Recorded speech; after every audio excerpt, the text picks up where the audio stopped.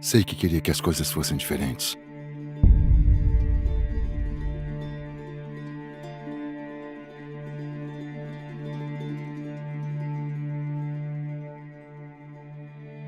Eu também queria. Ellie! Mas não são. Você provavelmente conhece ou já jogou The Last of Us. The Last of Us é um jogo de 2013 feito pela Naughty Dog e teve uma segunda parte lançada agora, em junho de 2020. O jogo foi lançado praticamente no final da geração do PlayStation 3 e a segunda parte foi lançada no final da geração do PlayStation 4. O game obteve muito sucesso pelo seu gameplay frenético e pelas histórias de tirar o fôlego. O primeiro jogo conta a história de Joel, um homem de meia idade vivendo num mundo completamente destruído. A destruição apocalíptica ocorreu após um fungo chamado Cordíceps infectar humanos, os fazendo ter atitudes zumbificadas. Quem é infectado pelo fungo perde a consciência e passa a agir violentamente com as pessoas ao redor. Uma mordida desses monstros faz com que as pessoas se infectem e passem a agir igualmente a eles. Durante o jogo, Joel recebe a missão de levar Ellie, uma menina imune aos efeitos da infecção, até os Vagalumes, um grupo formado com o objetivo de fazer uma cura. Já no segundo jogo, vemos Ellie em busca de vingança depois de Joel ser brutalmente assassinado. The Last of Us é um jogo muito complexo e que possui muitos dilemas e muitas situações filosóficas. Hoje vamos falar sobre diversas dessas situações e como eles se assimilam a pensamentos filosóficos famosos. Sem mais delongas, vamos pro vídeo.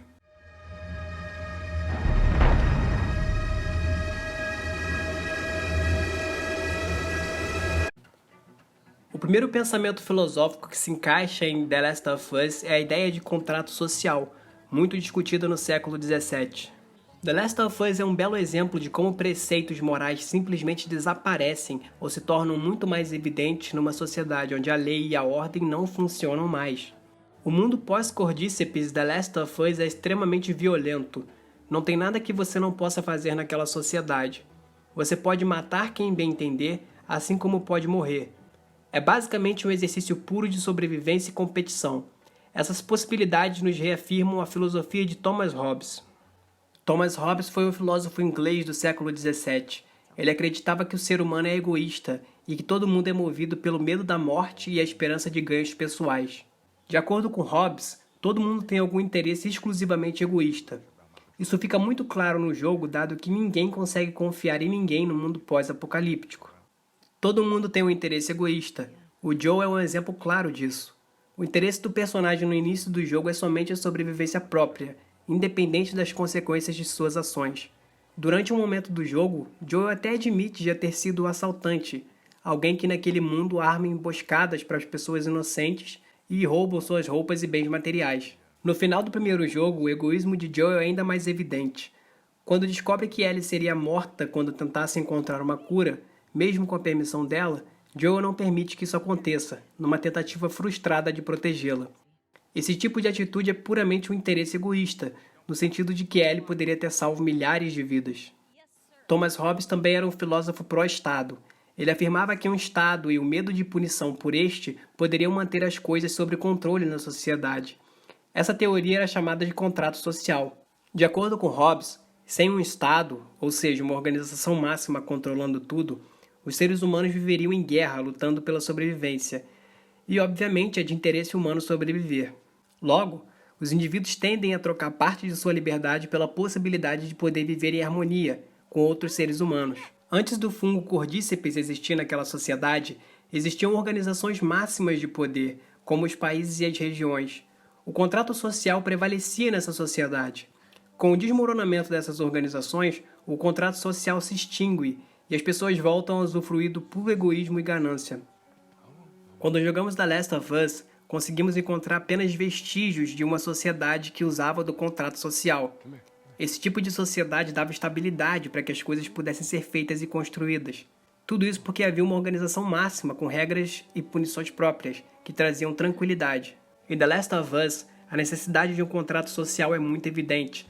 Durante o jogo encontramos diversos grupos que surgem com a queda do Estado. Os Vagalumes são um exemplo no primeiro jogo. No segundo jogo ainda conseguimos encontrar outros grupos, como os Lobos e os Serafitas. Cada grupo dentro do jogo acaba funcionando como uma espécie de Estado.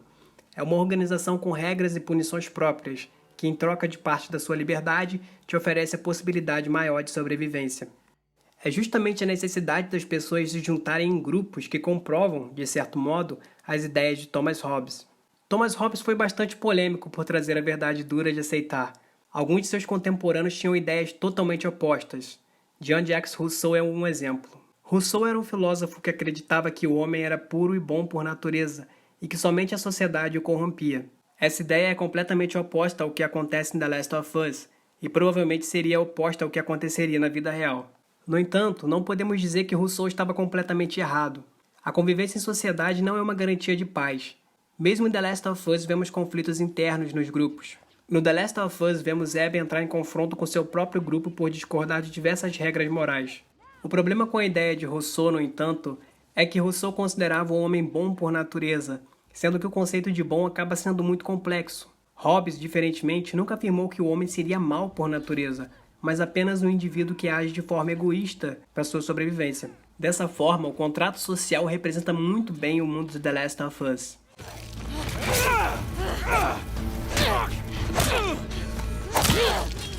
Outros conceitos que aparecem muito no jogo é a ideia de moral utilitarista e moral idealista. A moral idealista, ou moral categórica, tem como principal representante Immanuel Kant. Kant era um filósofo prussiano e um dos principais representantes do imperativo categórico. Para Kant, não havia motivação que justificasse uma atitude imoral. Kant considerava que a moral era única e inerente a todos os indivíduos. Ele pensava que o ser humano vivia entre dois mundos, o mundo das necessidades e o mundo da liberdade. O mundo das necessidades é o mundo onde todos os indivíduos desejam, e o mundo da liberdade é o mundo moral de fato. Na visão de Kant, o mundo das necessidades está sempre disputando com o mundo da liberdade. Só que, para o filósofo, o mundo da liberdade deve sempre prevalecer sobre o mundo das necessidades. É como se o indivíduo estivesse numa eterna disputa entre o que ele quer fazer e o que ele pode fazer. Podemos observar isso de diversas maneiras no The Last of Us.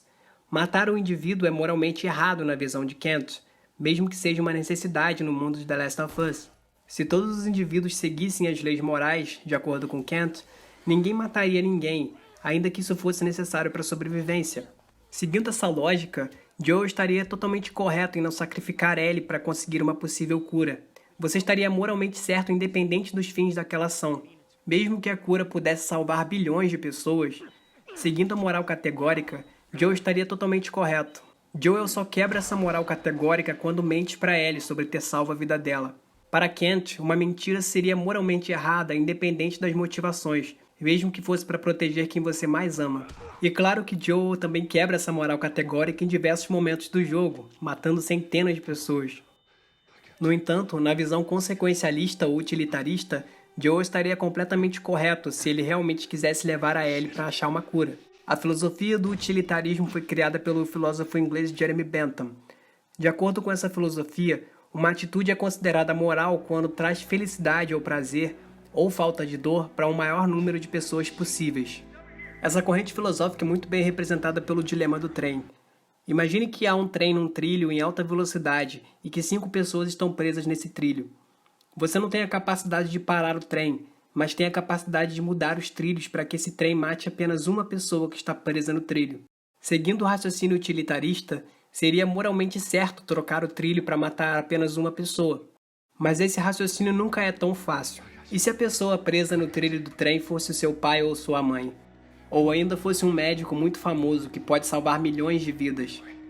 A corrente filosófica do utilitarismo, então, poderia ajudar Joel a se livrar da culpa de todas as mortes que ele causou durante o jogo, se o real objetivo dele fosse levar Ellie para obter uma cura. Na visão utilitarista, não faz o menor sentido moral salvar a Ellie quando havia a possibilidade de salvar milhões ou até bilhões de vidas. Ainda que Ellie não quisesse aceitar a própria morte, na visão utilitarista ela deveria morrer, se isso fosse trazer o máximo de felicidade possível. Até hoje o final do jogo traz muitas discussões, e as pessoas não percebem que estão discutindo filosofia.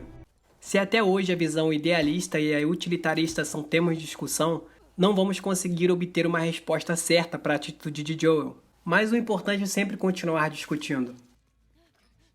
Uma outra temática que fica muito evidente, principalmente no The Last of Us Parte 2, é o conceito de justiça e vingança. The Last of Us Parte 2 é um jogo onde a temática principal é a busca por vingança, apesar da história trazer isso de uma maneira completamente diferente. A busca por vingança, ou uma espécie de justiça, é o que leva Abby a matar Joel, que matou seu pai, e é o que leva Ellie a matar Abby, pela morte de Joel. Essa busca por vingança no jogo é muito bem representada pelo filósofo Nietzsche. De acordo com Nietzsche, a relação de vingança ou de busca por justiça é como uma relação de credor-devedor. Para o filósofo, um culpado de alguma ação é aquele que contraiu uma dívida. Abby via em seu pai alguém cuja propriedade a fazia bem, a tornava uma pessoa melhor, a ensinava coisas sobre a vida, da mesma forma que Joel era vista por Ellie. Portanto, a morte do pai de Abby faz com que ela sinta que Joel tem uma dívida com ela. E depois o que vemos no jogo é que Ellie sente que Abby tem uma dívida com ela. Na visão de Nietzsche, a contração de uma dívida leva a pessoa justa em busca de uma reparação daqueles que não são justos. Essa reparação se dá através do castigo. Abby se sente lesada com a morte de seu pai, como quando você perde um bem material, e vai em busca de uma pessoa não justa, o Joel. Ellie também se sente da mesma forma com a morte de Joel, e vai em busca de Abby para aplicar algum castigo. Na visão de Nietzsche, a busca por vingança é nada mais do que uma busca pela reparação de um dano, mas essa reparação vem exclusivamente de ver uma outra pessoa sofrer. Mesmo que seja claro para a pessoa que aquela reparação não vai acontecer, ainda assim aquela pessoa quer ver a outra sofrer, independente dos resultados. De acordo com Nietzsche, o ser humano tem uma propensão a sentir prazer na dor, e é isso que permite que as pessoas sintam que repararam um determinado dano. Em The Last of Us Parte 2 isso é muito evidente. Quando Abby vai tirar a vida de Joel, ela não apenas se contenta em matá-lo, ela busca ver ele sofrer. É perceptível que ver o indivíduo sofrer é temporário, e não traz nenhum benefício constante. Quando Abby espanca Joel até a morte, ela não parece tão satisfeita como gostaria de estar após aquele momento. Percebemos que há uma angústia do personagem durante todo o jogo. Já Ellie representa uma pessoa em busca da reparação daquele dano. Uma pessoa que não tem como obter aquele bem de volta, mas busca a reparação através de algum prazer em ver aquele indivíduo injusto morrer. Durante o magnífico final do jogo, vemos que Ellie percebe que aquilo era uma satisfação temporária e que não traria Joel novamente. A Abby percebeu isso muito tarde, e parece que nunca vai se perdoar pelo que fez.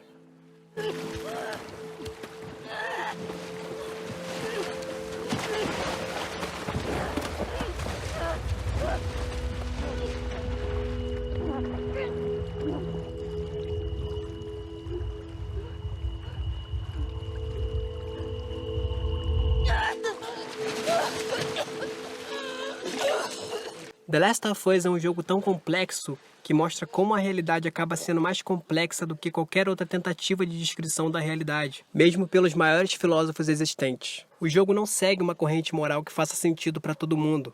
Ele está sempre brincando com o seu entendimento de mundo e a motivação das pessoas. A história do jogo continua sendo tema de debate para muita gente, e muita gente não percebe que está discutindo filosofia transvestida num jogo. O mais importante de uma obra ficcional como essa é a capacidade de nos divertir, ao mesmo tempo que faz pensar e aprender sobre a vida. Esse é um dos motivos pelo qual eu acho que esse jogo é sensacional. Espero que vocês tenham gostado desse vídeo. Deixo aqui na descrição alguns materiais usados na produção do vídeo. Se você gostou, você pode me ajudar deixando seu gostei nesse vídeo e se inscrevendo para ter mais conteúdos como esse. Muito obrigado a você que me ouviu até agora e até a próxima.